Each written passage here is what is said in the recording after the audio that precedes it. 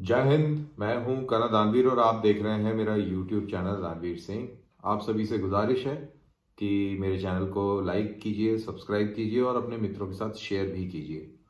अब ये साल का अंत है, ईयर एंडर है और हमारा पेट टॉपिक रहा है पाकिस्तान और आगे भी पाकिस्तान ही रहेगा।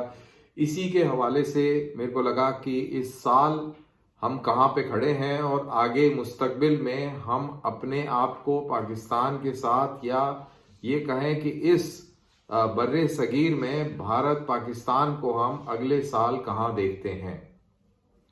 देखिए, सबसे पहली बात यह है कि इस साल यानी कि 2022 में भारत और पाकिस्तान के ताल्लुकात कैसे रहे, इसमें कोई दो राय नहीं है कि ये काफी तल्ख रहे।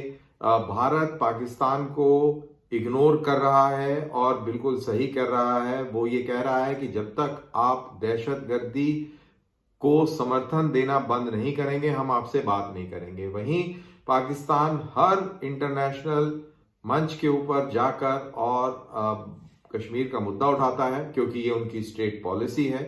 वो बात अलग है कि इस स्टेट पॉलिसी के चलते पाकिस्तान का जितना नुकसान हुआ है इसका अंदाजा लगाना भी बहुत मुश्किल है। हालात इतने बदतर हैं कि वहां पर देश जो है उनका डिफॉल्ट होने की स्थिति में आ गया है और अनफॉर्चुनेटली वो अभी तक इस चीज को समझ नहीं पा रहे हैं, इस चीज का रिव्यू नहीं कर पा रहे हैं। वहीं इंडिया जो है पूरी दुनिया में हर एक मंच पर किसी भी इंटरनेशनल फोरम में पाकिस्तान को इंटरनेशनल टेररिस्ट हब बताने से नहीं चूकता है।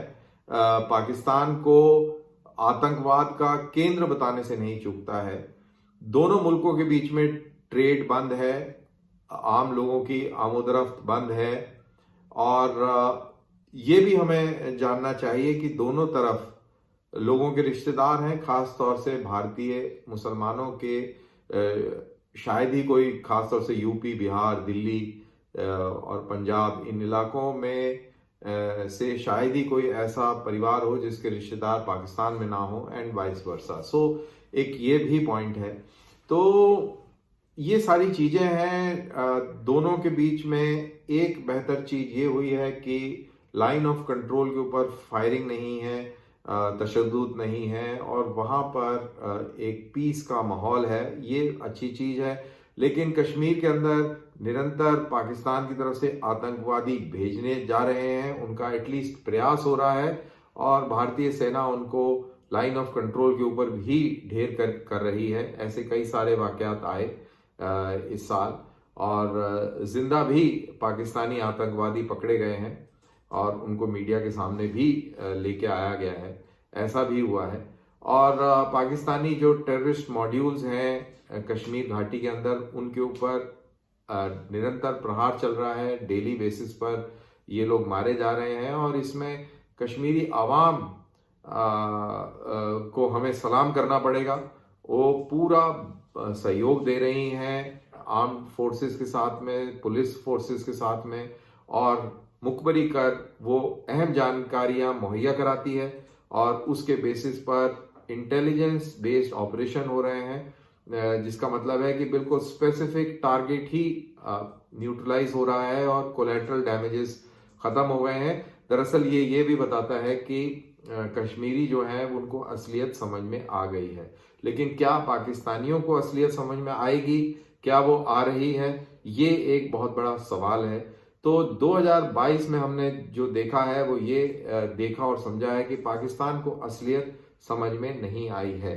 एक और बड़ा अहम मुद्दा जो पाकिस्तान के हवाले से है कि पाकिस्तान के अंदर हिंदू माइनॉरिटी को टारगेट किया जा रहा है। अभी हाल ही में एक दिया मीना करके एक लड़की, 25 साल लड़की, उसको उसके साथ में इज्जत बेआबरूई हुई और उसको मारकर और बड़े दरिंदगी से उसकी डेड बॉडी को फेंक दिया गया और फिर जो उसकी बॉडी मिलने पर जो चीज सामने आई है वो एक बहुत खौफनाक मंजर पेश करती है।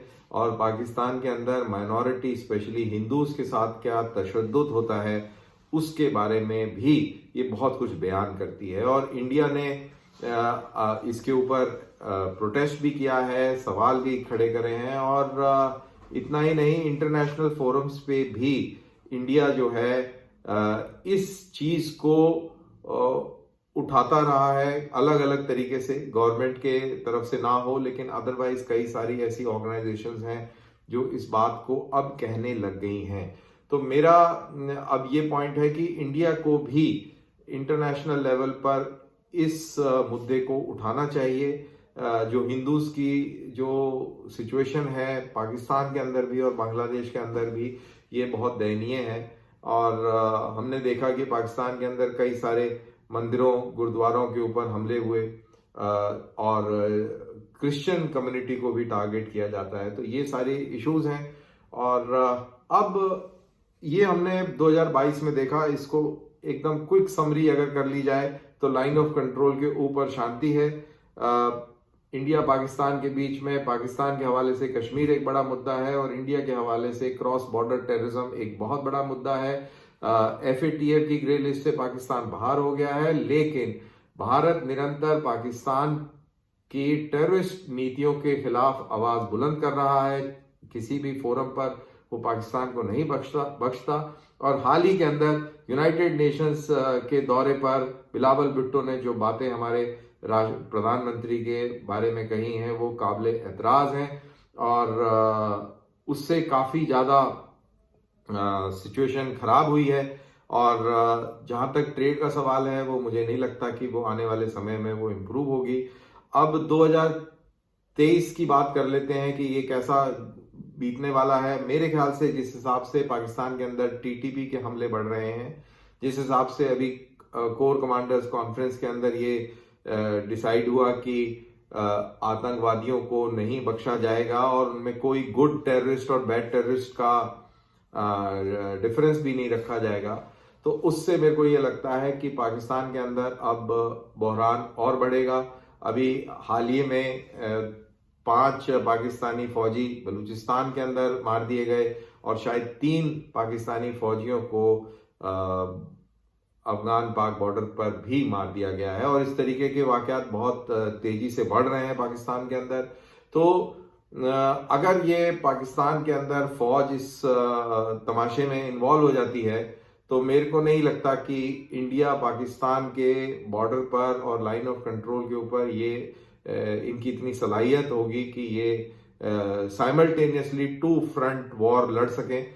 इतनी काबिलियत नहीं है। और फिर इसके अंदर एक और पहलू भी है कि क्या पाकिस्तान की इकोनॉमी है इस लायक कि वो अपने ही मुल्क के अंदर दहशतगर्दों के खिलाफ एक बहुत बड़ी मुहिम चला सके। तो क्या वो कर पाएगी, क्या वो सफल हो पाएगी, ये पाकिस्तान के अंदर मुझे दिखता है 2023 के अंदर कि मामला गड़बड़ वाला रहेगा। और उनके अंदर पॉलिटिकल जो बहरान है वो इसी तरीके से जारी रहेगा और पाकिस्तान आर्मी बिल्कुल इसी तरीके से पर्दे के पीछे से कठपुतलियां नचाती रहेगी। इसमें भी कोई बदलाव आने वाला नहीं है। जहां तक भारत का सवाल है, भारत का स्टैंड बिल्कुल क्लियर है। भारत किसी भी हालत में पाकिस्तान को ये रियायत नहीं देगा कि वो आतंकवाद की पॉलिसी भी चलाता रहे और उसके साथ हम बातचीत करें और हालात जो हैं वो मामूल की तरफ ले जाने का हम एक ढोंग रचें, तो ऐसा नहीं होगा। और बिल्कुल इसमें भी कोई दो राय नहीं है कि दोनों मुल्कों में ट्रेड भी नामुमकिन है और साथ के साथ जो दोनों तरफ फैमिलीज हैं उनके लोगों के बीच में भी उनका आवागमन नॉर्मल हो जाएगा। इसकी भी तवक्को हम नहीं कर सकते क्योंकि बेसिक पॉलिसी मैटर जो हैं वो अलग हैं और भारत का ये बहुत स्ट्रॉन्ग स्टैंड है जो कि वो नहीं इस पे वो डाइल्यूट नहीं होगा। तो मेरे को 2023 किसी भी हालत में कोई पॉजिटिव प्रोस्पेक्ट्स के साथ में नहीं दिखता as far as India Pakistan relations are concern. तो बहरहाल ये मेरा एक छोटा सा क्विक एनालिसिस था, इम्प्रॉम्प्चू एनालिसिस था। इसके लिए मैंने कोई खास रिसर्च नहीं करी, बट मेरा जो खुद का एक्सपीरियंस और नॉलेज है उसके हिसाब से मैंने ये किया। अगर आपको ये पसंद आया है तो आप इसको प्लीज लाइक कर दीजिए और शेयर भी कीजिए और अगले वीडियो का मेरा इंतजार कीजिए। Happy new year in advance and जय हिंद।